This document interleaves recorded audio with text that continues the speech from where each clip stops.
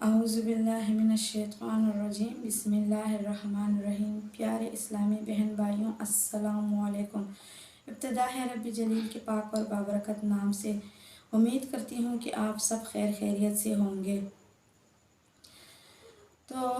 प्यारे बहन भाइयों, जैसे कि हमारे ज़िंदगी के मामलात में हमें कभी कर्ज़ा भी लेना पड़ता है, कभी कर्ज़ा देना पड़ता है,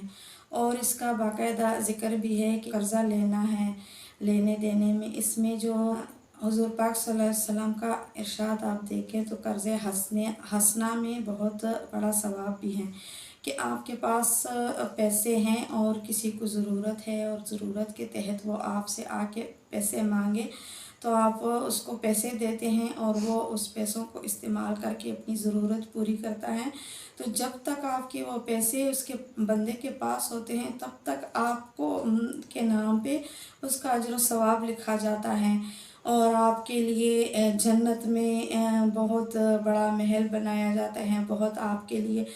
आखिरत का सामान तैयार किया जाता है। पैसे तो आपके अपने हैं, जब उसकी ज़रूरत पूरी होती है और जब उसके पास आप उतने पैसे हो जाते हैं तो वो पैसे आपको वापस ला कर दे देता है। लेकिन जितने दिन आपके पैसे उस बंदे के पास होते हैं उतने दिन उस पैसों के बदले में आपकी नेकी और आपका सवाब लिखा जाता है। तो ये तो एक बहुत ही अच्छी बात है कि हम किसी की मदद करते हैं, हम किसी को कर्ज़ा देते हैं और कर्ज़ा हमें देना चाहिए और ये लेन देन हमें जारी रखनी चाहिए, इसलिए कि किसी मजबूर की मजबूरी भी ख़त्म होती है, उससे वक्त उसका काम भी हो जाता है और जब उसके पास पैसे होते हैं आपको अपने पैसे भी वापस मिल जाते हैं और पैसों के साथ साथ ढेर सारा सवाब भी मिलता है,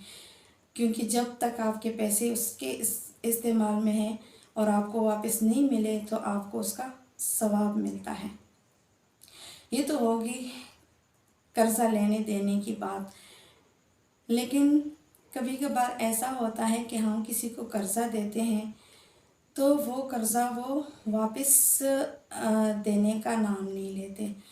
और वो टाल मटोल करते हैं। उसके पास पैसे होने के बावजूद भी वो वापस देने पे तैयार नहीं होता,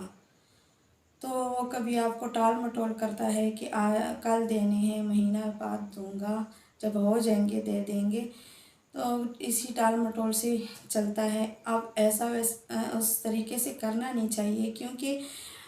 इस तरीके से वो जो वाकई में हकदार हैं, तो बाज़ बंदे होते हैं कि उसके साथ एक दो दफ़ा ऐसा हो जाए तो वो जो वाकई में भी हकदार बंदा जाता है उसके पास तो वो फिर उसका दिल नहीं करता कि मैं कर्ज़ा दे दूँ। एक तो वो ये गुनाह कर रहा है कि उसके पास पैसे हैं और वापस देने का वो ख़याल नहीं करता कि मैं वापस दे दूँ, और दूसरा वो ये गुनाह कर रहा है कि अगर वो इस तरह कर रहे हैं तो जो मजबूर हैं और ज़रूरतमंद है तो उसकी वजह से और उसकी इस ख़राब आदत की वजह से फिर ऐसे लोगों को भी कोई कर्ज़ा नहीं देता, जो कि वापस करने में कोई रुकावट नहीं है। लेकिन फिर एक बंदे को अगर आपने इतना तंग कर लिया है कि उसको आप तारीख़ों पे तारीख़ें दे रहे हैं कि इस तारीख़ को देना है, अगली तारीख़ को देना है, और आपको वो नहीं देते, इस वजह से दूसरे बंदे का हक मारा जाता है। इसी सिलसिले में मैं आपके लिए अल्लाह ताला के नामों का एक बहुत प्यारा वजीफ़ा लेकर आई हूँ। वजीफ़ा शुरू करने से पहले अगर आप मेरे चैनल पर नए हैं तो मेरे चैनल को सब्सक्राइब करें और बेल आइकन को प्रेस करें ताकि मेरी हर नई आने वाली वीडियो की नोटिफिकेशन आपको टाइम से मिल सके। मेरी यही कोशिश होती है कि मेरी कोई काविश, कोई मेहनत मेरी आपके काम आ सके और कोई मसला आपका हल हो सके। तो अगर आपने भी किसी को उधार पैसे दिए हैं और उसका महीने की नीयत से दिए हैं तो उसका साल हो गया है, या साल की नीयत से दी हैं तो उसको 2-3 साल हो गए और आपको वो टाल मटोल करके पैसे वापस नहीं देता, तो आपको मैं अल्लाह ताला के नामों का एक बहुत प्यारा वजीफ़ा बताने वाली हूँ। ये आप वजीफ़ा करें तो इंशाअल्लाह अल्लाह ताला के हुक्म से वो आपके पैसे आपके घर में दे के जाएंगे। अल्लाह ताला के 3 नामों का वजीफ़ा है ये, या अल्लाह, या फ़त्ताह, या जामिउ। या अल्लाह, या फ़त्ताह, या जामिउ। یہ آپ نے اللہ تعالیٰ کے 3 ناموں کا وظیفہ 100 دفعہ پڑھنا ہے۔ اول و آخر 3 دفعہ درود شریف پڑھنا ہے،